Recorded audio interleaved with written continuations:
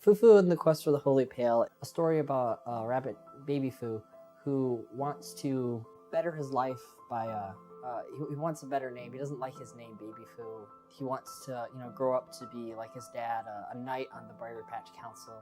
And so he goes on a quest to retrieve the mystical Holey Pail and has obstacles along the way and befriends a few interesting characters and accomplishes his dream and gets everything he wanted.